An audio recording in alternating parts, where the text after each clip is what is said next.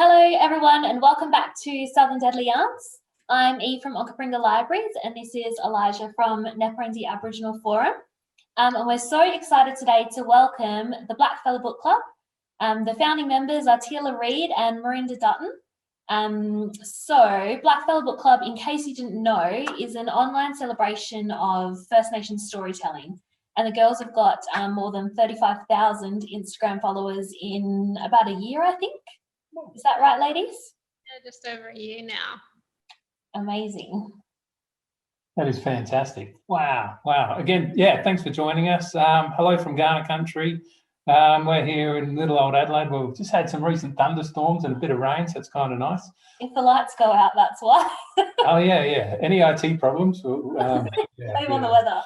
But again, yeah, it's great that we acknowledge that we're on the lands of Ghana people for a long, long time. Aboriginal people around this nation weren't actually recognised as people. They had their humanity stripped away from them. So it's a great opportunity to acknowledge this and acknowledge their land and acknowledge their ongoing spiritual connection to country also. For sure. So let's jump into it, guys. Tell us about Blackfulla Book Club. Tell us about the journey. You go, Taylor. Oh, well, it's just an online community now. It's kind of boomed into its own little beast and, you know, it's grown into something that we could never have imagined. But it's about just over a year old and it's really just about a space to honour First Nations ancestors as the original storytellers. Yeah. I guess, you know, really can speak to I can speak how the idea kind of comes about. Yeah. I think so. It started, as most people who have been following us for a while know, it started at the beginning of the pandemic when the lockdown was probably at its most restrictive, and we were all kind of looking for ways to keep in touch with each other. And I started a bit of a book club for Black lawyers, and you know, coming out of that, Taylor started the Instagram handle, and I think neither of us could have anticipated what it would become and the kinds of conversations we would have coming out of that Instagram platform. And it's really morphed into so much more than that. We've got so many new relationships. Taylor, you know, wrote a book, and it's become a community more than anything. On to our next question. What is the best thing, do you think, about connecting with book lovers online? I didn't even really know that the Bookstagram world existed, to be honest. I think we kind of naively just was just a continuation of what we really loved in real life, which is stories and storytelling. And probably like the benefit of our platform is that Marinda and I are quite interested in different pieces of storytelling and literature, so you kind of get a nice community around those different things that we enjoy. We share different things, and Marinda, like separately, probably has engaged a lot more with the international First Nations community than I have through that platform. I think the cool thing about online, though, is that it's really accessible, and it makes books and reviews of books accessible in a way that the general community might not necessarily engage in books, and people might not necessarily be thinking, oh, I need to read more literature. But through the community of book club, I think it really breaks it down. It makes it accessible. It talks about books in a way that means something to people, and takes it out of that kind of high level thinking and really makes it easy for people. And, you know, we've had stories from people who have said, you know, I've never bought a book before, but I did because I saw something on your page.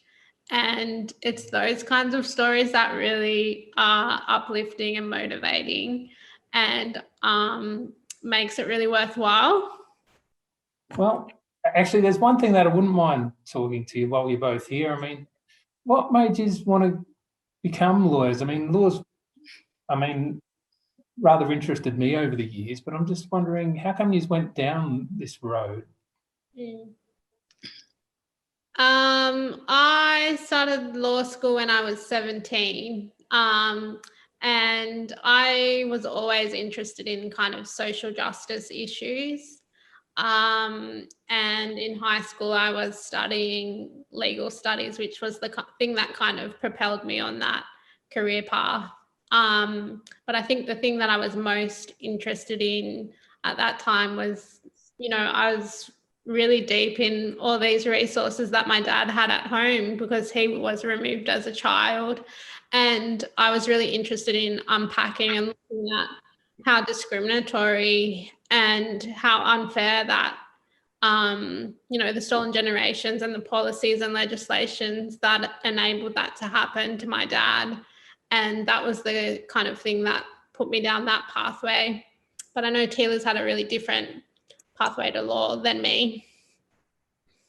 My story into law is a little bit different to Marinda. I was first a teacher, a high school teacher for about 4 years before I transitioned into the law. But I guess I'd always had a strong sense of social justice, and I'd grown up in a family in far western New South Wales that was pretty active in the Western New South Wales land rights movement.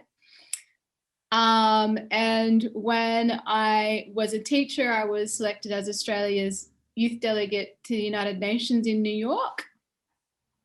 And it was there where I met a number of lawyers and advocates in the space. And I kind of was like, okay, I'm going to go back to Australia and become a lawyer. And I did. Far out. That's so cool. So impressive. Yeah, I'm just going to become a lawyer. Yeah, why not?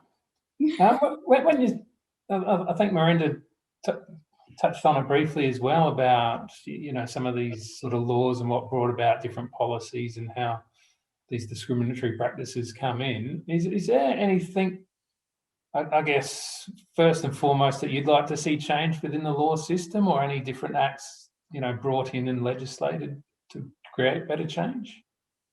I think for us, particularly like Marinda and I, who have been born and raised in community with our families in particular, who have experienced, I guess, the full force of the law, it's just Western laws generally have been weaponized against First Nations peoples. So we absolutely, I think, need an overhaul of the system. And I think our society needs to take that seriously. I have advocated for lots of different things, and I think lots of people have called to action many changes around Black Lives Matter. I guess there are 2 or 3 main reforms I want to see in my lifetime. I've worked for many years on building a new court in New South Wales, and that's the first change I want to see, which is called the Wallama Court. And it's about including Aboriginal ways within the court system here in New South Wales. And I've been working on that since probably about 2014. That's how long changes take, and we're almost on the cusp of seeing that change come. The second thing is I've advocated for a few years now for the Uluru Statement from the Heart. I was a working group leader on Section 5126. Australia has a power called the race power, and I'd like to see those changes within the Uluru Statement come to fruition in my lifetime. A call for a First Nations voice and a Makarrata Commission. And then the third thing that I do hope, hopefully in a few decades, is that we do become a republic. So those are my 3 things that I have for my own career within law, and what the changes are, I think, are so important to us. I think I'd reiterate what Taylor just said, but I think also that when you think about the law, you could have all the laws in place that are meant to protect us, but it's how those laws get administered that really changes things for people. And it's about systems and structures that enable discrimination and disempowerment to happen, really. So I mean, there's all sorts of laws that I'd like to see changed, and all different ways that I see discrimination happen, but it's the systems and the people implementing those laws that enable those things to happen to Aboriginal people. Yeah, wow. There's a lot there to unpack. And I love the idea of having a referendum, you know, a strong foundation which the nation can be set upon, such as the Uluru Statement from the Heart. Yeah, great stuff. I think that's to Miranda's point too, you know, the core of these laws is about how the people enforce them. And for many years, it's been our people who have borne the brunt of oppression of those systems. And I guess with the huge changes that I call for, it's about using people power to get those changes through something like a referendum. Yeah, and I think the stats show for themselves that most people are supportive of it. You know, there's just these few little blockers in the way. But going back to books, how do you think books and stories can help with truth telling and, you know, help, I guess, repair and bring together a nation?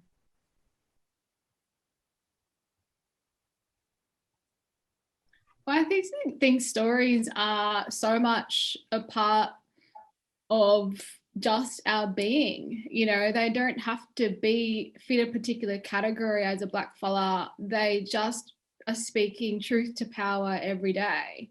And I think that's the beauty of First Nations storytelling. It's about remembering, and it's about valuing and placing value on the way in which our mob tells stories. And I think, you know, for the real heart and soul and bread and butter of lawyering is about being able to tell someone's story in a powerful way. That's basically the basis of our job, and to know a bit of law around it, but and building a strategic argument. So, you know, stories are really powerful, and they can really shape who you are, and they can either build your sense of identity and connection and belonging. And for me, I think the most powerful stories are stories about the land we walk on. I think for me, when I think about the power of stories and books, I really think about the fact that for so long, our stories have been told by other people, and that has for a long time defined the way that we're perceived. And it perpetuates stereotypes and myths about us that aren't true. And, you know, those kinds of stories define the way that other people see us and the way that we see ourselves. And growing up, there wasn't a lot of examples of stories told by us about us in books. And I think being able to see yourself in stories, in books, is really important. It's important for self-esteem. It's important for the way that you see and understand the world as well. And it's not necessarily that white way of seeing us. Yeah, that representation is such an important thing for kids to see. And even though we know that a lot of First Nation storytelling isn't published in books, has it been heartening to see so many stories coming through? I don't know if it's just me, but they seem to be coming through thick and fast in the last couple of years, more so than ever before. So we've got people like Eddie Betts writing books, Briggs has written a picture book, all the beautiful stuff that comes out of Magabala. How have you guys found that influx of stories, published stories? It's deadly. It's just so exciting. And I think, you know, I would have loved to have more books and stories like that growing up. But it's great. It's great. And I think, you know, those stories are for everybody as well. And I think, you know, to that point as well, it really goes to show that non-Indigenous people are really embracing the beauty of these stories and the truth of these stories. And that, to me, reveals a turning point, I think, for Australia and the world. It's that for so long our stories haven't been front and center.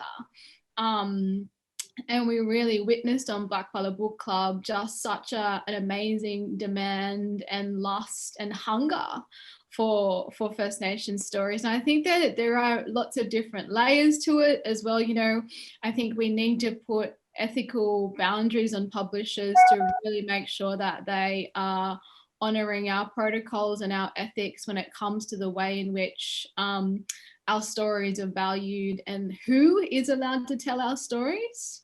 That something to me, you know, growing up in community, yeah, stories are stories, but who has the authority to tell those stories is such an important part of First Nations communities. And I think it's been such an enormous growth, especially over the pandemic, that there probably has, if I take a step back from Blackfulla Book Club, there probably has been this enormous kind of, I guess, want from non-Indigenous publishers to just demand that space. And I think that they really need to learn and shift their protocols around it in some ways, from what we've witnessed in our community. But overall, I just think about the next generation, and that's going to be a generation that's going to have so many stories accessible to them that we didn't have. And that's, I think, the real gift of it all.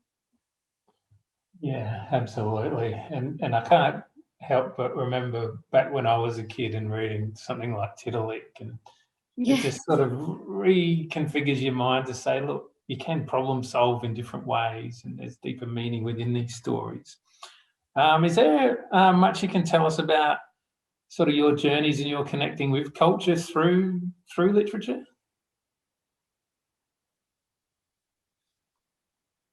Well, I would actually say I was quite a late bloomer into literature in the Western sense. You know, most people don't really know, like, I really didn't read my first novel front to back until I was in year 9. So that's quite a late kind of book reader, I would think. But I'd always had oral stories in my family and in my community. And I think that placed a lot of value now in hindsight. At the time, I didn't really think much about it, but now I'm like, some of my most important lessons were around the campfire with my family about respect and the land, and, you know, coming back to the campfire to really to center yourself in your community and your family. And I guess now living in a city, I miss that a lot. But it's special that I had that kind of upbringing, I guess. Never too late to start reading books, and no wrong way to read them either. Or having fires in the backyard. Yeah. Or, I think me, when I think about culture and storytelling, I think it is that kind of lived experience that culture is. It's not about reading a book, but it is hardening, and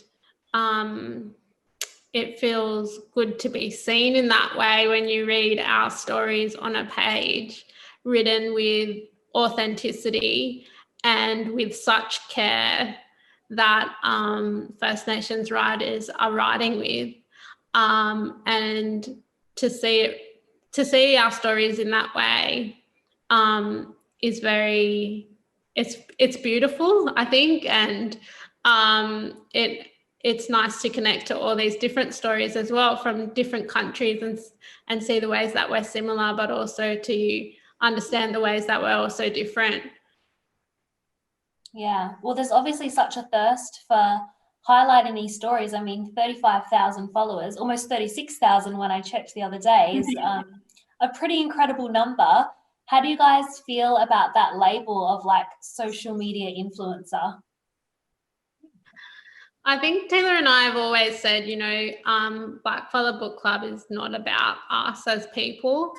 It's a space that we hold, and we, as much as we try to share that space with other Blackfullas and reviewers, and it could easily be somebody else tomorrow running Blackfulla Book Club. It's just something that is very much communal, but I think there's an important responsibility that we have with the platform that we have. And I think we're very careful about the way that we use that, and we try and honour that role that we have in giving people books and responding to the community in the right way. And, you know, at the end of the day, we are accountable to other First Nations. It's a First Nations platform. We've really valued making sure that we seek consent in posting, you know, particular stories, and that we try and create further space on the platform to allow other people to come on and share their story. So I think, yeah, to us, the ultimate is about having that community accountability, because if we went behind the handle, hopefully we've got other mob to step up into that space.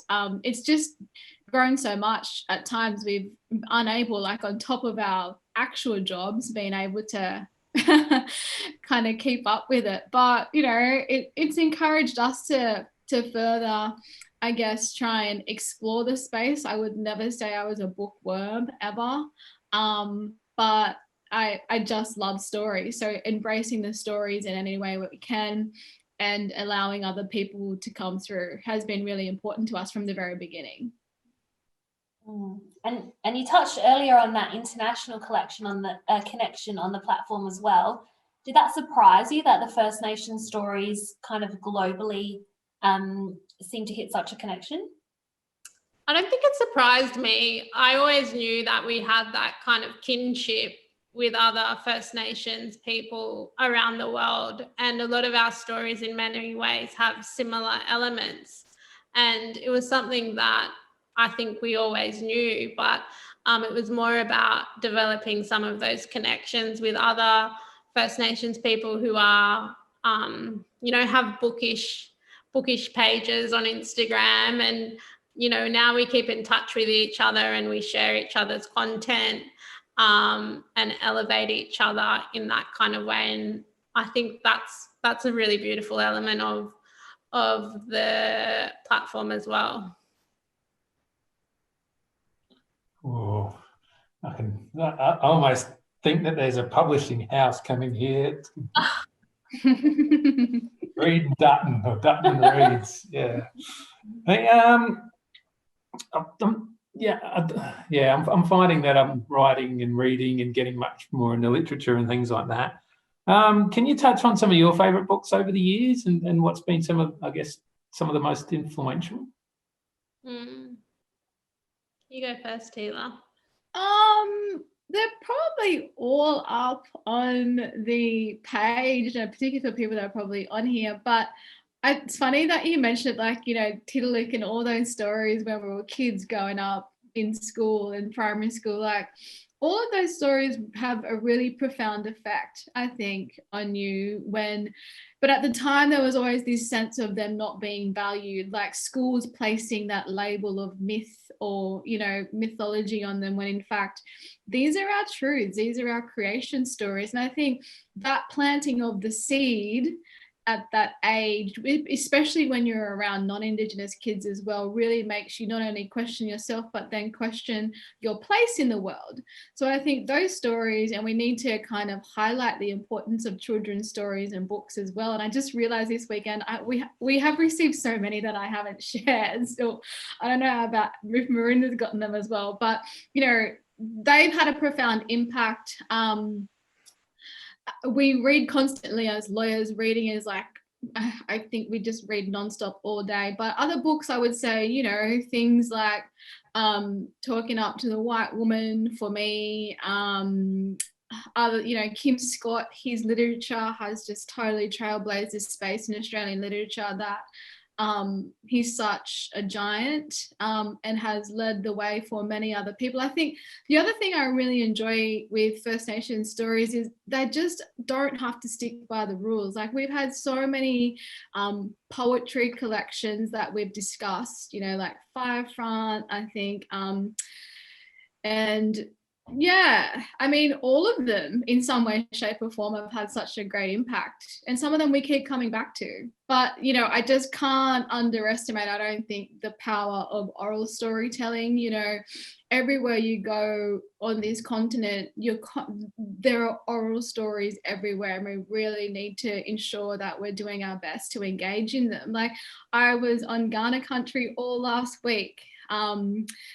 For the Native Title Conference and the IATSIS conference. And there's so many stories down there. You know, my sister from Broome come down and she spoke about caring for country in the Kimberley and about how, you know, her and her mum are writing stories about the Matawara, which is the Fitzroy River. But they're building a case to claim legal ancestral personhood for this river. And the river has started writing stories. So they're publishing stories in the name of the river to ensure that its position is elevated. And I just think that's the part of storytelling in our communities that is so powerful. There are living stories everywhere we walk. And, you know, Ghana people with the only native title across capital city in this country, you know, they would have so many amazing stories down there. So I just think no matter what you hold in your hand, none of it comes close to the power of storytelling we have on the land we walk on.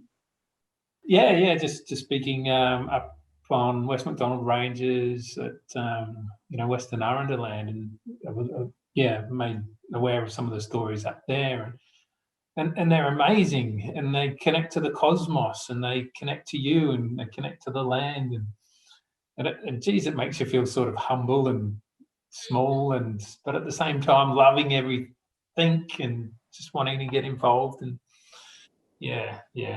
very, very good stuff. So I just think it places value on our elders too. You know, what we witnessed with the pandemic was we just really valued and prioritized those people who are our storytellers, and that, you know, they're our living libraries. So yeah.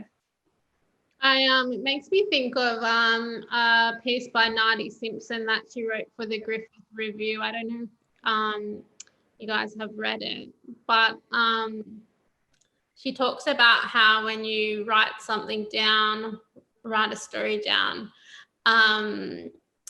it, you know, it has a meaning, but it kind of loses that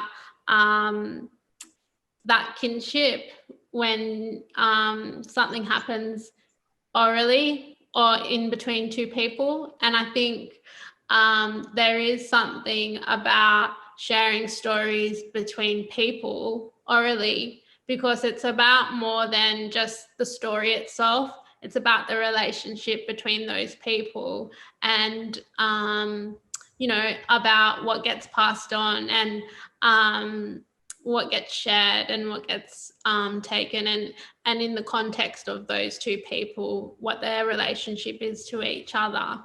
And that's about kinship and relatedness, and sharing and learning and teaching.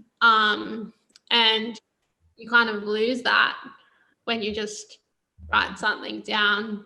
You don't have that relationship. And sure, people take meaning from something.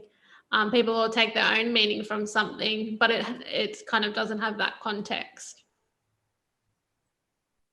Yeah, and there's almost like I don't know, I'd grow up learning one story when I was young, and then they'd sort of build on it and build on it and build on it, and then you sort of get the M version and the R version, and I guess it just reinstills those values.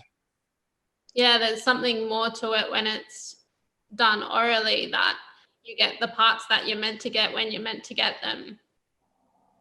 Totally. And, you know, like having our education in Western education systems, so much of, like, you know, what Marinda was saying has been totally undervalued. You know, I've traveled in multiple universities around the world, and Australia is one place that is so far behind, I think, placing value on those oral stories. But I think there's a real shift happening. You know, engaging in spaces like this, where we're able to tell and speak our stories is so important. It is pretty awesome. Yeah. And were we going to talk about anybody's book in particular that might be on the horizon? Well, I did hear that somebody might have a book coming out with Magabala soon. Congratulations on winning the what is it called? The Daisy Udamara Award with Magabala, Tila. Can you tell us a little bit about what you got coming up? Well, yeah, for everyone on here, I don't have a deadline yet, but my book, Our Matriarchs Matter, will hopefully be coming out within the next year. But I should say more to that point, you know, it's been such an amazing little legacy that award has kind of left. Curly Saunders, who we all should know, who's one of the most gifted storytellers, I would say, of our generation, was the inaugural winner of that award. And it's just been a powerful showcase of women telling their stories as well, I think. And that was kind of something that had really had an impact on me. Was I went for a run one day and I was like, oh, there's a story I really want to get down, and you know, I just knew instantly what the title was going to be. And it's just a children's book really that places value on First Nations matriarchs and allows children to engage with Wiradjuri language. Yeah, and myself, Curly, and Rachel Binsala from Magabala Books are going to be having a little event. Well, we're all going. Miranda and I are going up to Broome for the Corrugated Lions Festival, and we'll all be up there talking about stories. Geez, I better hurry up and write some stories so I can get invited to all these cool places. That sounds amazing. What about you guys? What are you guys reading at the moment? Stan Grant. Yes, Stan Grant. Country. Because we've got a yarn coming up with Stan Grant, we've been reading a lot of Stan Grant's books, which are fantastic. His latest on Thomas Keneally is like so moving, and some of that language that he uses to describe how the chant of Jimmy Blacksmith made him feel is like totally moving. I hope I can keep it together when we talk to him. Yeah. But a lot of Stan Grant. Like I said before, but I think our audio cut out. The best book I've read in these 12 months has been Betty by Tiffany McDaniel. Yeah, I saw you inbox us that one, and I've seen it, and I just haven't picked it up yet. I haven't had the urge. Highly recommend. And also Anita's latest book, River of Dreams. She did teach us how to say the title, but I'm too scared to take another stab at it. Did you like it? Loved it. Yeah, it was gorgeous. I cried and totally felt for them, but you know, it was really heartwarming and family centered as well. Yeah, definitely. Another Wiradjuri writer. Yeah. This series hasn't been intentionally Wiradjuri focused, but we've also got Nathan Lyons, Cooking with a Koori, who you might know from TikTok, coming up. As well as Dan and you guys and Anita. Deadly. So, yeah. And we're hoping we're locking Victor Stephenson as well. Yeah, Victor Stephenson should be next week. So I've just popped a link in the chat for that one. Lots of cool stuff coming up. I think, the other thing was, you know, when we first started this platform, and still, I guess we just haven't shared it much lately, it was trying to encourage people to embrace, to tell their own stories, you know, not just absorbing other people's stories, but encouraging people to do their journaling and to process things in that form. And I must say, like, in the initial phases, we had such a nice response to all of that. And to be honest, now that the pandemic virtually is over here, we've been in full swing back at work. But I guess, we haven't just tried to force books down people's throats through the platform. A lot of it's tried to encourage, you know, to find their gift of storytelling, because everyone has it.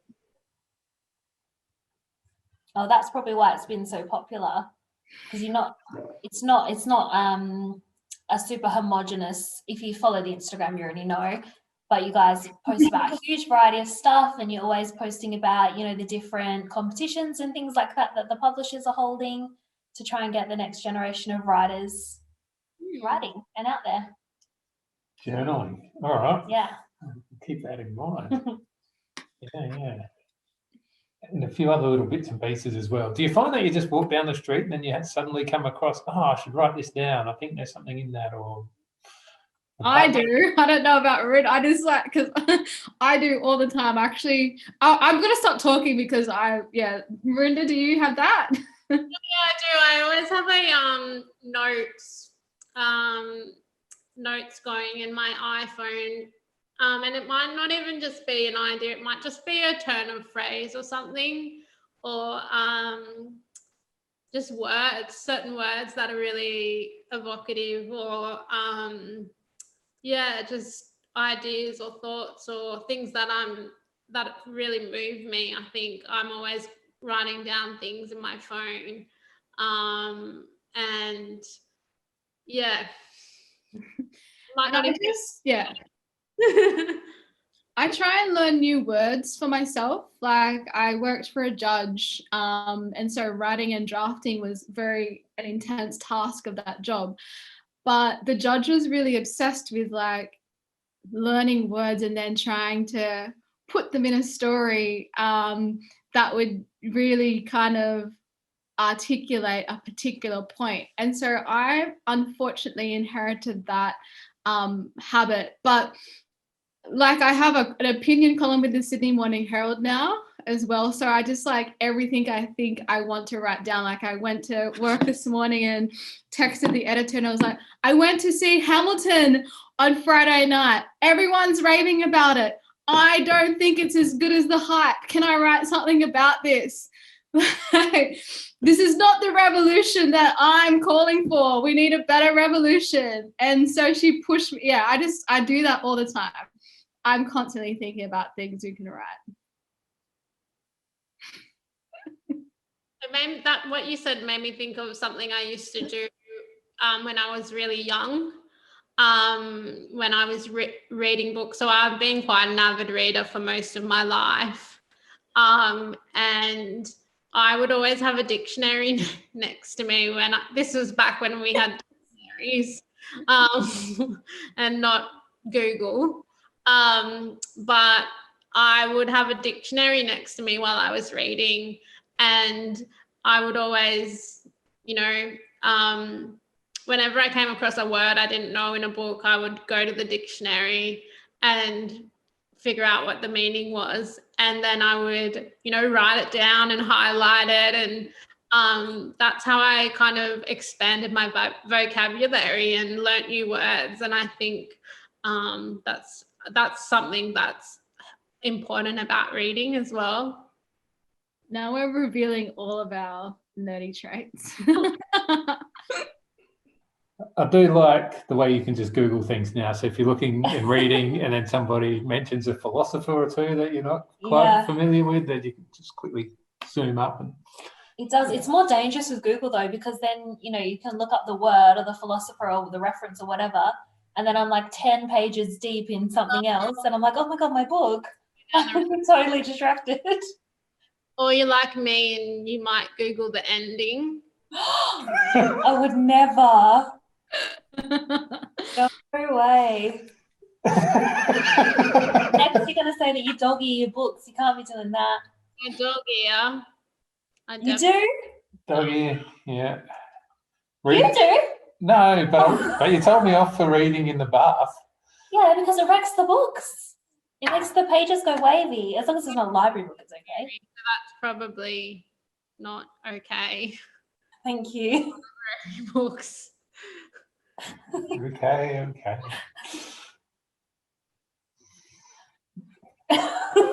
Just do my anyway, enough about book sins. Well, I think we might have held on to you guys for long enough and taken up enough of your evening. Thank you so much for tuning in. Thank you so much for joining us for Southern Deadly Yarns.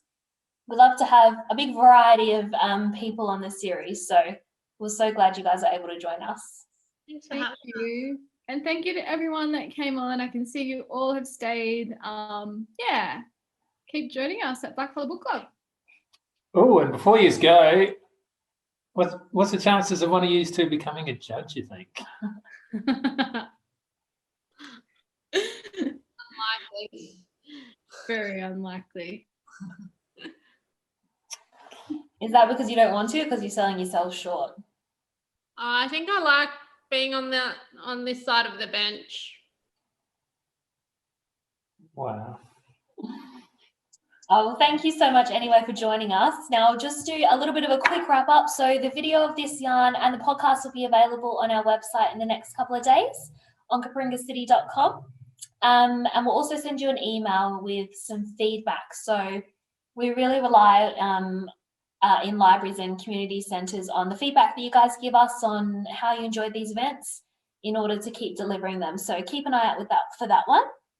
And then our next author is Victor Stephenson, who wrote Fire Country, all about Indigenous land management.